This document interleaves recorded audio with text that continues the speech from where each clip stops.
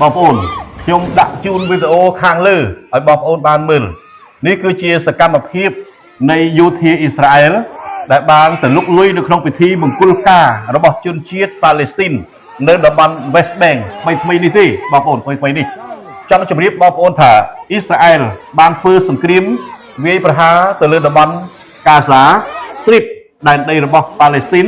ហើយបានសម្លាប់ប្រជាជនប៉ាឡេស្ទីនអស់ប្រមាណជាង 60,000 នាក់ហើយប្រជាជនខ្លះជាង 3,000 ទៅ 5,000 នាក់ដែលស្លាប់ហើយរោគសាកសពមិនឃើញថែមទៀតដោយសារតែអ៊ីស្រាអែលបានប្រើបច្ចេកទេសមួយយ៉ាងគឺបាញ់ទៅហើយស្លាប់គឺអត់មានសល់បែកឆ្អឹងនេះទេណាសាច់ឆ្អឹងនេះទេអានេះគឺជារឿងពិតនៅក្នុង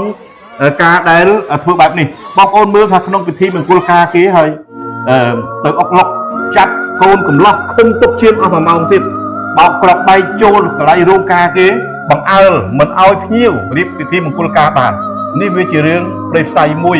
បងប្អូនខ្លះតែងតែចោទសួរខ្ញុំថា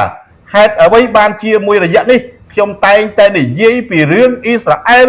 វាយនៅអ៊ីរ៉ង់នៅអីជាដើមនេះមិននិយាយរឿងកម្ពុជាខ្លួនឯងរឿងកម្ពុជាខ្លួនឯងខ្ញុំនិយាយរាប់ឆ្នាំមកហើយក៏ប៉ុន្តែហេតុអីបានជាខ្ញុំយកជនជាតិអ៊ីស្រាអែលមកប្រៀបធៀបជាមួយជនជាតិថៃរាល់ការបកស្រាយរបស់ខ្ញុំតែងតែទាញយកជនជាតិអ៊ីស្រាអែលមកប្រៀបធៀបជាមួយជនជាតិថៃ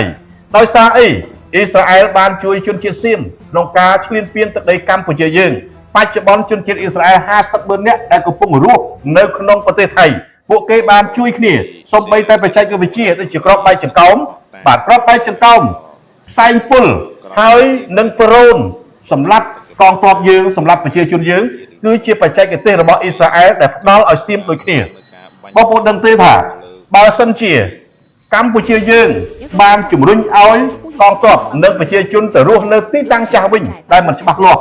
ប្រកាសណាស់ថានឹងមានការលុកលុយការទន្ទ្រានការធ្វើបាបអំពីយោធាសៀមដោយដែលអ៊ីស្រាអែលកំពុងតែធ្វើនៅតំបន់ West Bank ដែលដីប៉ាឡេស្ទីនសពថ្ងៃដូចគ្នាដែរអញ្ចឹងហើយជាយុទ្ធសាស្ត្ររបស់រដ្ឋាភិបាលដែលរកការទូត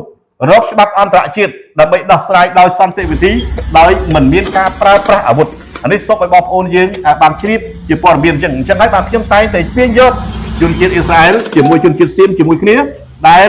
មកឈ្លានពានទឹកដីកម្ពុជាយើងបាទជម្រាបជូនប៉ុណ្ណេះអរគុណ